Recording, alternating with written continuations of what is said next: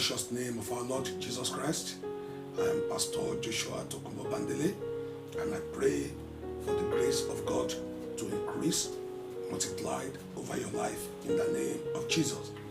I welcome you to this teaching, the significance of being a Christian. A lot of people have given lots of different perspectives about the definition of Christianity. A lot of people thought they are a Christian by being born into a Christian home. A lot of people thought they are a Christian by going to church. A lot of people thought that they are a Christian being given a biblical name. You bear the name Joshua, like my name, biblical name. You bear the name Ruth. You bear a name that was mentioned in the Bible. Doesn't really classify you a Christian. A Christian is somebody who personally decide through his experience and encounter with Lord Jesus Christ to follow Jesus as his Lord and personal Savior. Christianity is not hereditary. Christianity is not by promotion. Christianity is not by gift. Christianity is not a congratulatory message through your birthday, through your marriage, or through one achievement in your life. But Christianity is what John 3:16 says. For God so loved the world that he gave his only begotten Son, that whosoever believe in him shall not perish but have eternal life. So Christianity is where you decide that Jesus Christ is your Lord and Savior, and that you are prepared, ready to live your life following him.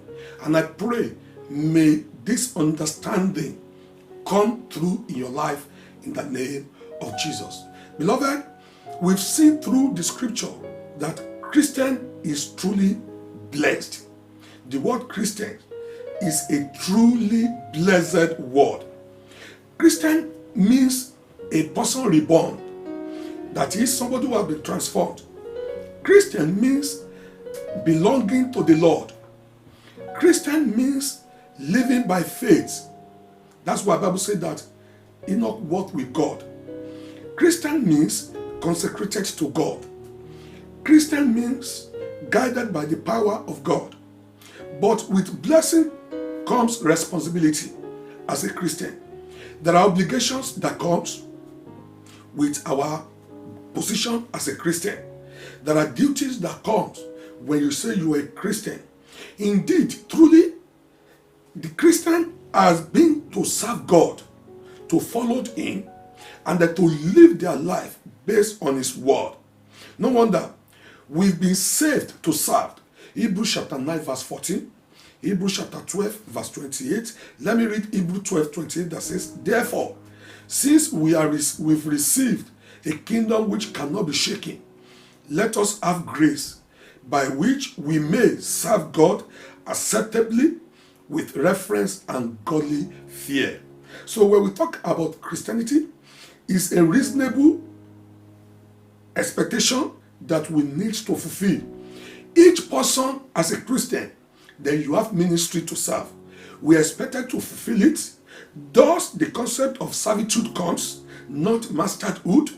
Thus, where the concept of availability comes, not ability, that our service to God might be more acceptable and fruitful in considering. So when we talk about being a Christian, the greatness of servitude is to be a Christian. Even Jesus Christ himself, at one point, he washed the feet of his disciples. He comes down through his glory, and he makes himself the least. Even the Bible recorded that no one can identify him in the midst, in the company of his disciples. That is, he took up the responsibility of servanthood. Being a servant of God is the greatest honor. The title servant literally was mentioned in the Old Testament. Abraham, Isaac, and Jacob, in the book of Deuteronomy chapter 9, verse 27, they were addressed as thy servant. Moses, in the book of 1 Kings chapter 8, verse 53, was addressed thy servant. Joshua, in the book of Joshua chapter 24, verse 29, was addressed as the servant of the Lord. Caleb was called my servant. Job was called my servant. Isaiah was addressed in the book of Isaiah chapter 20, verse 3, my servant. The prophet in the book of Jeremiah chapter 7, verse 25, was called my servant.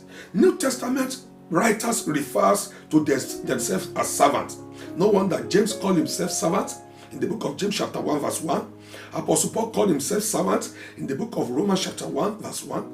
Peter called himself servant in the book of 2 Peter chapter 1, verse 1. Jude called himself servant in the book of Jude 1. John called himself servant in the book of Revelation chapter 1, verse 1. Even Jesus came, and he came to serve.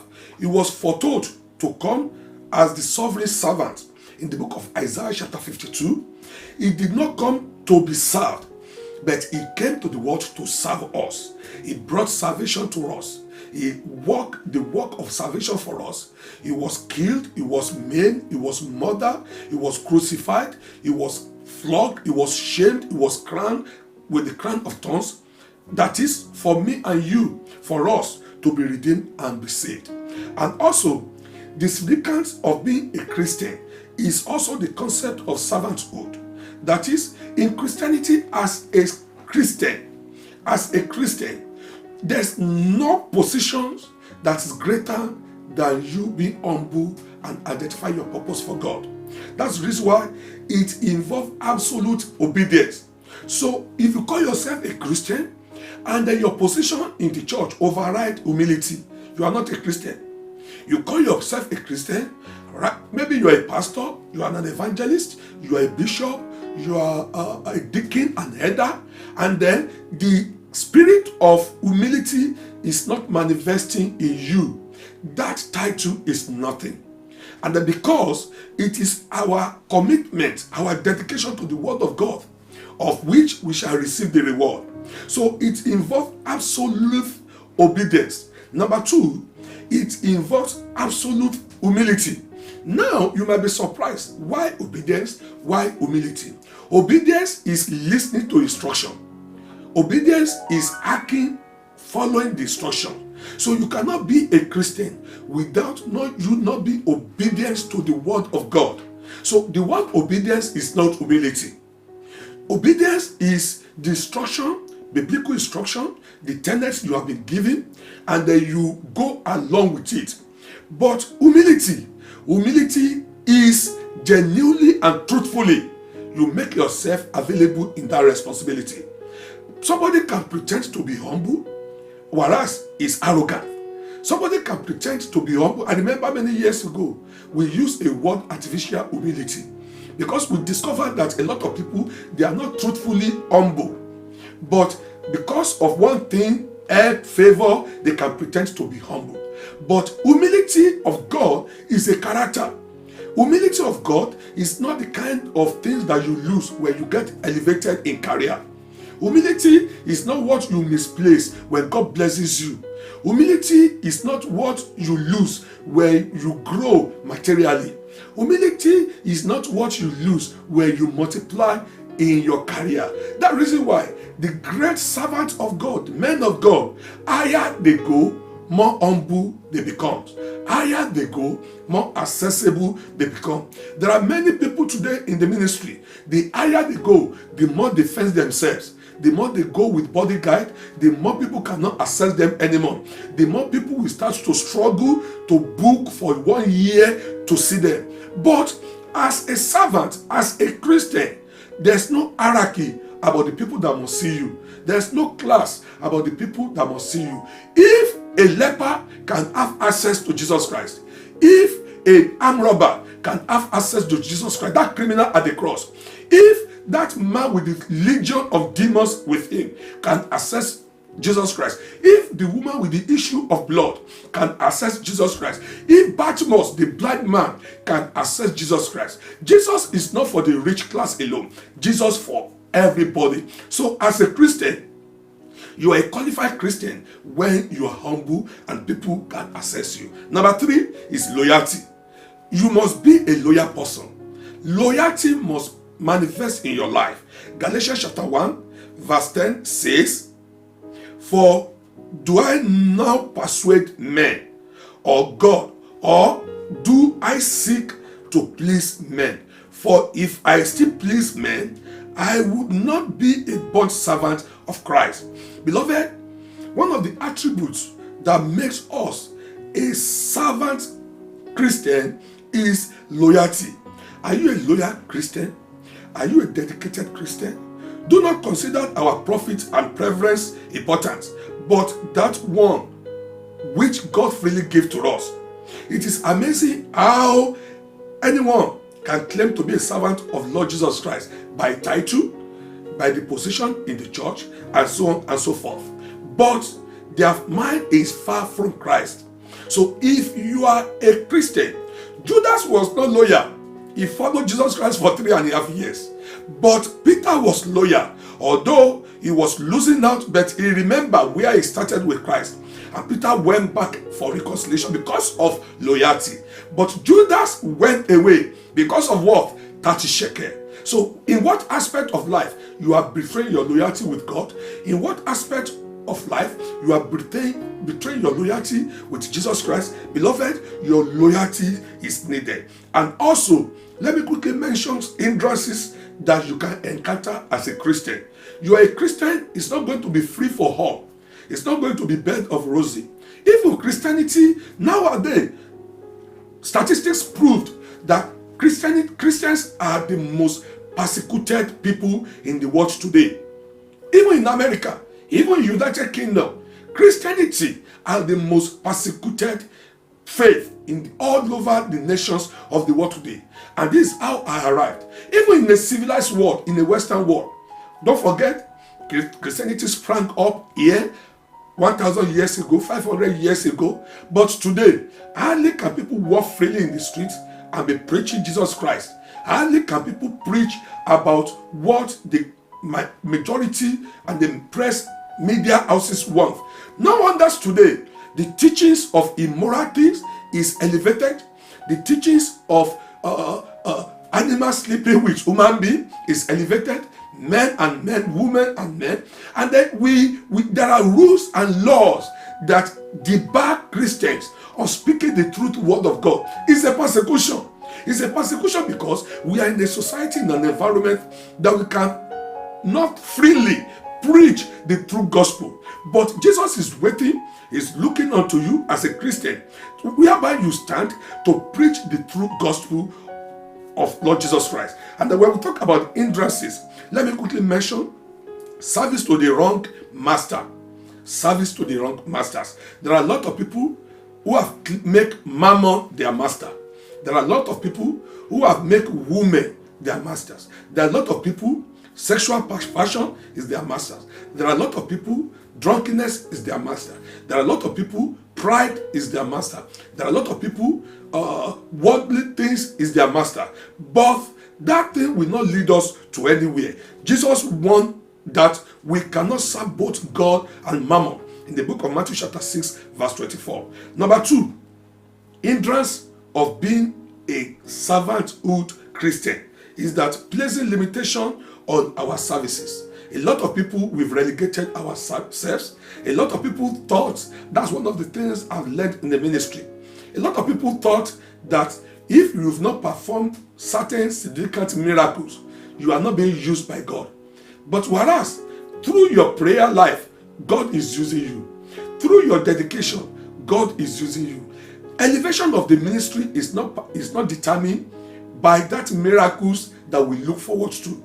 The greatest miracle that can happen to you is when somebody comes to Christ through you. It's not when a dead man comes back to life, when a blind man began to see, when a deaf talk, when a dumb hear, or when a lame walk. That is not the greatest miracle. Greatest miracle, Bible never said that heaven rejoice when a sick man receive healing. The Bible said that heaven rejoice when a sick one soul come to Christ. So beloved, you are useful if you are dedicated, and then you make yourself available by lifting the body of Christ, the gospel of Christ up with your resources, with your talent, with your potential, and with the grace of God upon your life. Another point is possessing certain attitude. such as sluggishness. You cannot be a fruitful Christian when you are sluggish and you are lazy. A great man is identified through their works. Hebrews chapter 6 verse 11 and verse 12, and Matthew chapter 25 verse 26. Matthew 25:26 says that, but his Lord answered and said to him, you wicked and lazy servant, you knew that I reap where I have not sown, and gather where I have not scattered seed. Now, through this message, we understand that as a Christian, you are not meant to be lazy. You are not meant to be lazy in prayer life, in studying the word of God, in evangelism, in soul winning, in dedication to the work of God, in making you available. As a Christian, you must not be lazy in going far for the sake of the gospel's sake. And I pray as you go far, may the Lord strengthen you in the name of Jesus. Such as pride, such as ingratitude attitude, nature, where someone is not showing appreciation, and also the blessing we get from serving God. What are the blessings? Number one, serving allows us to discover and develop our spiritual gift. 1 Corinthians chapter 12. Serving allows us to experience miracle. It is while you are serving God that you receive the blessings of God in return. But nowadays, many people want to pray to receive miracle, but we don't want to serve. And it is not that is how miracles of God comes. But miracle of God comes by following Him. He says, come unto me, all ye that are heavy laden, that are labor, that carry yokes. He says, I will give you rest. So for rest, for miracles, healing, signs and wonders to come, you must follow Jesus Christ. Those who receive from Christ, that woman with the issue of blood, he followed, he seek, he looked for him. And that was how he got his miracle. Bartimaeus cried unto him, Son of David, have mercy on me. So when you follow Jesus Christ, he will not abandon you. He will not forsake you. And you shall receive your blessing in the name of Jesus. Christian has been saved to serve. Called to serve God and the Lord Jesus Christ. And beloved, finally, if one chooses not to serve God, your life will go with struggles. Because there's nothing this world can give to us. Nothing Satan can offer you than destruction. So I implore you, I call you, and I invite you to come. You'll be serving God, serving more. You will not just serving God, make yourself available to serve Him. And if you are hearing this message for the first time, or you are hearing this message, this kind of message, and you are yet to give your life to Christ, I want to encourage you, make a decision that you will not follow anyone, even not pastor, even not a church, even not a denomination, but Jesus Christ. When you choose to follow Jesus Christ, you will now be built. You will understand a Bible-based gathering. And through the Bible-based gathering, you yourself can grow. You go through justification, regeneration, sanctification, and redemptive work of God will manifest in your life. And I pray, whatever you seek, blessings, fruitfulness, may the Lord supply for you in the name of Jesus. Anyone that is barren listening to this message, the Lord will touch you. You shall be fruitful. You will make headway. Anyone that is going through challenges in their marriage, the Lord will restore it in the name of Jesus. You have been pushed aside in your career. The Lord is a mighty God. Our God is a God of power. And I pray that God will bring restoration to your life in the name of Jesus. Don't bother about what you will eat. The Lord will sort out your tomorrow.